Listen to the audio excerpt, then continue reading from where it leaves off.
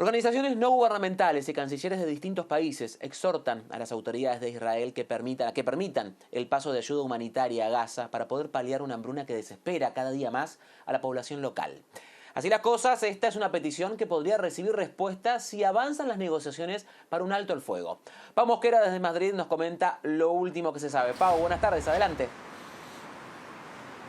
Buenas tardes, Iván. Hoy estamos muy pendientes del encuentro que debe mantener el enviado especial de Estados Unidos para Medio Oriente, Steve Witkoff, con funcionarios israelíes y cataríes en Italia, ya que se espera que en ese diálogo, en ese encuentro, puedan dar un impulso a las negociaciones para lograr el deseado alto el fuego en Gaza. Ahora bien, a la espera de conocer qué es exactamente lo que están tratando, lo que sí sabemos es que esta mañana Hamas ya mandó su documento con las propuestas para alcanzar esta tregua a la contraparte israelí. Parece ser que en Israel las autoridades ya están leyendo y evaluando este documento y, según señalaba un funcionario familiarizado con las negociaciones a CNN, parece que se podrían extraer algunas conclusiones positivas o que al menos se estarían acortando ya las diferencias y las brechas entre ambas partes para lograr este alto el fuego. Ahora bien, la recepción de este documento ha provocado una serie de movimientos, ya que en primer lugar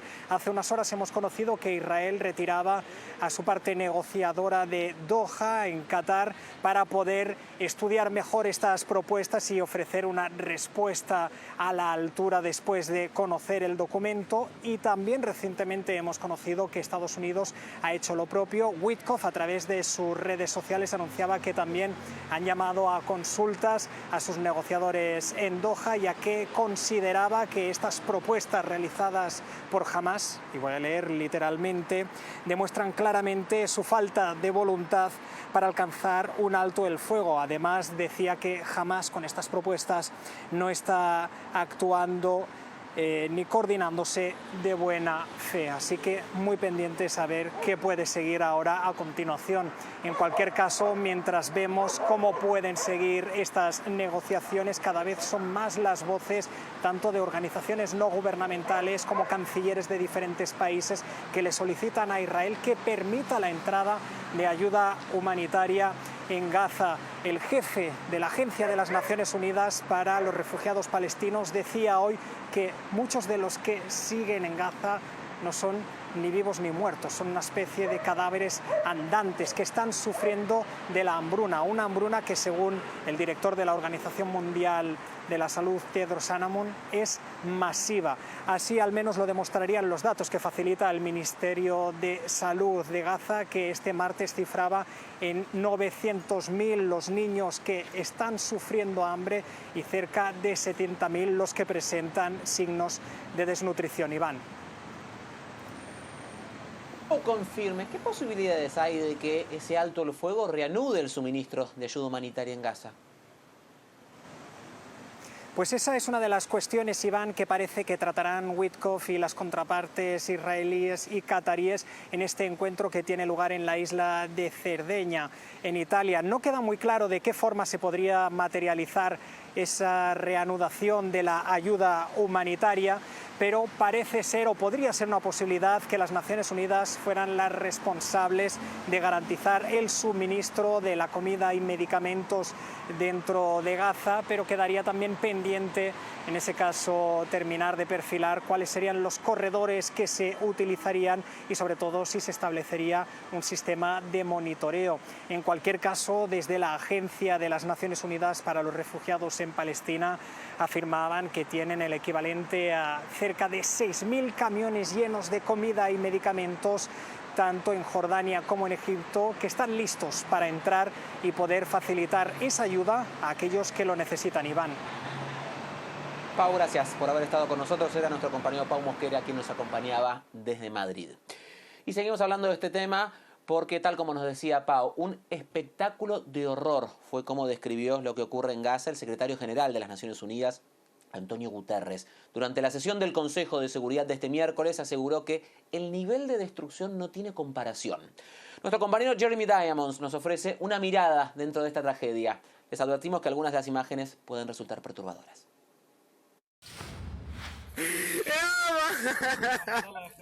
Cradling the body of his 13-year-old son, Mohammed Massoud cries out in agony. Ibrahim has just been struck down by Israeli gunfire, which is still crackling overhead. Moments earlier, Mohammed and his son had arrived here in the hopes of getting flour for their family from a World Food Program convoy. But as soon as the crowd surged toward the trucks, the World Food Program says Israeli tanks and snipers opened fire on the crowd. Ibrahim is one of more than 1,000 Palestinians who have been killed by Israeli fire near aid sites and convoys in the last 8 weeks, according to the Palestinian Ministry of Health. Nearly every day since late May, hungry Palestinians have been killed while trying to get food for themselves and their families. From one person killed on June 5th to 87 on June 17th. But Israeli gunfire has been the through line in this nightmarish game of survival. In almost every single incident, local health officials and eyewitnesses say Israeli troops, often firing from tank-mounted machine guns, opened fire on the crowds. Have mercy on us. Enough, enough. This man's brother was among dozens killed near a Gaza Humanitarian Foundation site on June 24th. We have no food or drink, and they shelled them with tanks. They sprayed them with bullets. This month, 461 people have been killed while trying to get aid. 99 were killed on Sunday alone, the deadliest single day of aid-related violence. That day, most were killed while crowding around UN convoys, as they did here on Tuesday. In these 8 weeks of carnage, 1,062 people have been killed trying to get aid, according to the Palestinian Health Ministry.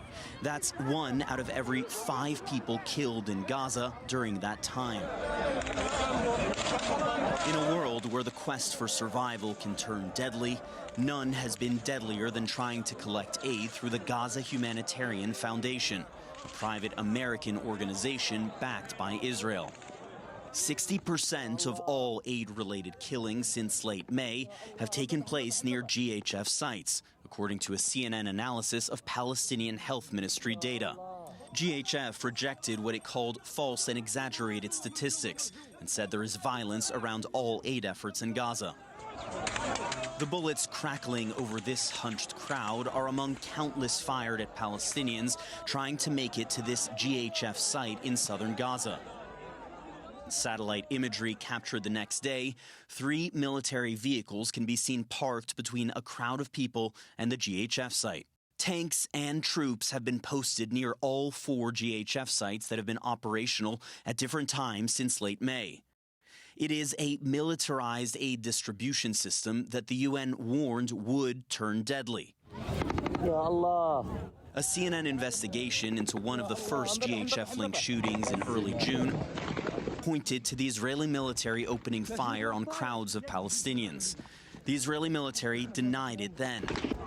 The military now regularly acknowledges that troops have opened fire on Palestinians heading to aid sites, often describing the shootings as warning shots.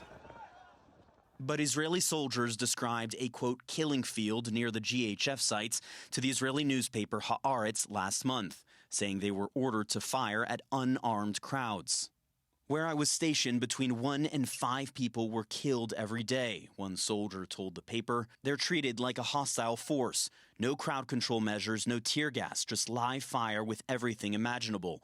Heavy machine guns, grenade launchers, mortars. In the wake of that firepower, Mohammed Massoud is left to mourn his son Ibrahim, remembering a boy who was always eager to help, joining his father on a hunt for flour so that he could help feed his grandmother and neighbors. But as soon as they started moving toward the trucks, Ibrahim suddenly fell to the ground. I didn't see any blood on his body, but then he started bleeding from his mouth. I started calling his name, Ibrahim, Ibrahim. He said, "Take me to my mom. Take me to my mom. Please, Dad, pull me out." a son's last words before the final breath that shattered his father's world. Jeremy Diamond, CNN, Jerusalem.